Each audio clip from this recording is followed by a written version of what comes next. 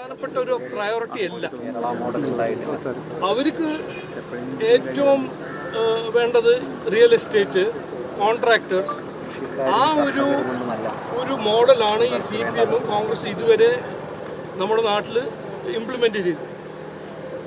ഈ വരുന്ന local body ഇലക്ഷനിലും അത് കഴിഞ്ഞിട്ട് അസംബ്ലി ഇലക്ഷനും BJPയും NDAയും ഒരു സസ്റ്റൈനബിൾ ഡെവലപ്മെൻറ്റിൻ്റെ ഒരു ഓൾറൗണ്ട് ഡെവലപ്മെൻറ്റ്. നരേന്ദ്രമോദിജി കഴിഞ്ഞ 11 കൊല്ലം കർഷകർക്ക് വേണ്ടി, മത്സ്യത്തൊഴിലാളികൾക്ക് വേണ്ടി, ഹാൻഡിക്രാഫ്റ്റും സ്മോൾ ബിസിനസ്സിന് വേണ്ടി ചെയ്ത കാര്യങ്ങളെല്ലാം ഇവിടെ ആരും ഇംപ്ലിമെൻറ്റ് ചെയ്യുന്നില്ല. അതിനുവേണ്ടി ഞങ്ങളൊരു കാഴ്ചപ്പാട് മുമ്പോട്ട് വയ്ക്കും. അത് ലോക്കൽ ബോഡി ഇലക്ഷനിൽ ഞങ്ങൾ സംസാരിക്കും, അതിനെക്കുറിച്ച് മുമ്പോട്ട് വയ്ക്കും. അസംബ്ലിയിലും ഈ ഒരു ശരിക്കുള്ള ഒരു Kerala model, Kerala economic model എന്താവണം എന്ന് മുമ്പോട്ട് വയ്ക്കും. രാജീവ് ജി, ഇന്ന് സംസ്ഥാനത്തിൻ്റെ പരിപാടി കൃഷിമന്ത്രിയുടെ നേതൃത്വത്തിൽ രാജ്ഭവനിലായിരുന്നു തീരുമാനിച്ചത്. എന്നാൽ ചില ഇടപെടലുകൾ കാരണം രാജ്ഭവനെ അതിൽ നിന്ന് ഒഴിവാക്കിയാണ് കൃഷി വകുപ്പിൻ്റെ സംസ്ഥാനതല പ്രകൃതി ഈ പരിപാടി നടന്നത്. അതിനെക്കുറിച്ച് ഞാനൊന്നും പറയാൻ പോകുന്നില്ല. പക്ഷേ എനിക്ക് പറയാനുള്ളത് ഒന്നാണ്. ഞാൻ ഇപ്പോൾ 3 ദിവസം മുമ്പേ നിലമ്പൂരിൽ ഞാൻ സംസാരിക്കുമ്പോൾ പറഞ്ഞ കാര്യം ഇന്നും പറയുന്നു.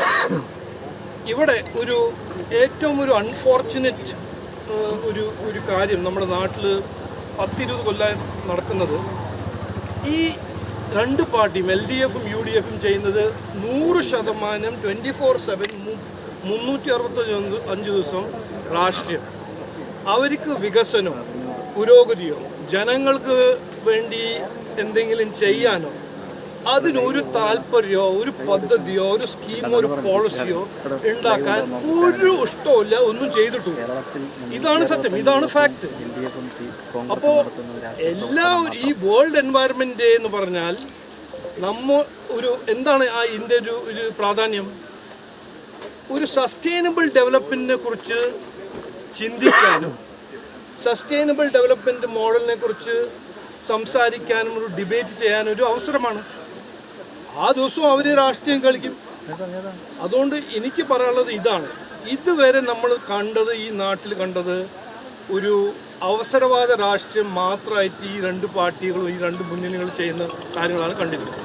ഇനി വേണ്ടത് ഒരു വികസനം, അതിൻ്റെ ഒരു കാഴ്ചപ്പാടും അതിൻ്റെ ഒരു വിഷനാണ് BJP NDA മുമ്പോട്ട് വെക്കാൻ പോകുന്നത്. ഇതിൽ രാജ്ഭവനിലെ പരിപാടിയിൽ അവസാന നിമിഷം മാറ്റം വരുത്തിയത് രാജ്ഭവൻ തന്നെയാണ്. ഭാരതാംബയുടെ ചിത്രത്തിൽ അതിൽ ഞാൻ കയറാൻ പോകുന്നില്ല. എന്തുകൊണ്ട് ചെയ്തു, ആരാണ് അത് ചെയ്തത്, എന്ത് കാരണം, അതെല്ലാം അവർ ക്ലാരിഫൈ ചെയ്യട്ടെ. എനിക്കറിയില്ലല്ലോ അതിനെക്കുറിച്ച്. രാജീവ് ജി, ഈ കഴിഞ്ഞ ദിവസം മുഖ്യമന്ത്രി പറഞ്ഞത് ദേശീയപാതയിൽ ആ മുതൽ ക്ഷാവരയും കേന്ദ്രത്തിന്റെ ആയിരുന്നു. അതിൽ വീഴ്ച സംഭവിച്ച സമയത്തെല്ലാം കേന്ദ്രത്തെ കുറ്റം പറഞ്ഞ മുഖ്യമന്ത്രിയും PWD മന്ത്രിയും എല്ലാം ഇന്നലെ നിതിൻ ഗഡ്കരിയെ കണ്ടിരിക്കുകയാണ്. ഞാനല്ല പറഞ്ഞത്, കുഞ്ഞാലിക്കുട്ടി സാഹിബാണ് അസംബ്ലിയിൽ പറഞ്ഞത്. മരുമകൻ ഇങ്ങനെ പോയി നടന്ന് ഓടിയിട്ട് ആകെ ഉണ്ടാകിയ ഈ നാട്ടിലൊരു ഡെവലപ്മെന്റ്, ഒരു നാഷണൽ ഹൈവേ ആണ്. അതും ചെയ്തത് നരേന്ദ്രമോദിജിയാണ്, നിതിൻ ഗഡ്കരിജിയാണ്. അത് ക്രെഡിറ്റ് എടുക്കുന്ന സമയത്ത് അത് ഞങ്ങളുടെ പ്രോജക്റ്റാണെന്ന് പറഞ്ഞത് LDF നടത്തുന്നു. അങ്ങനെ എന്തെങ്കിലും ഒരു കോൺട്രാക്ടർ തെറ്റ് ചെയ്യുമ്പോൾ അത് ഞങ്ങളല്ല, അത് NHA ആണ് ചെയ്തത്. അതാണ് അവരുടെ ഒരു അവസരവാദ രാഷ്ട്രീയം. അവർക്ക് വികസനത്തെക്കുറിച്ച് 10 കൊല്ലം അവരെന്തെങ്കിലും ചെയ്തിട്ടുണ്ടോ എന്ന് ചോദിച്ചു നോക്കൂ. എന്താണ് ചെയ്തത്? ഒരു ഒറ്റ പദ്ധതി അല്ലെങ്കിൽ ഒരു ഒറ്റ അടിസ്ഥാന സൗകര്യം അവരുണ്ടാക്കിയിട്ടുണ്ടോ ചോദിക്കും. ചെയ്തിട്ടില്ല.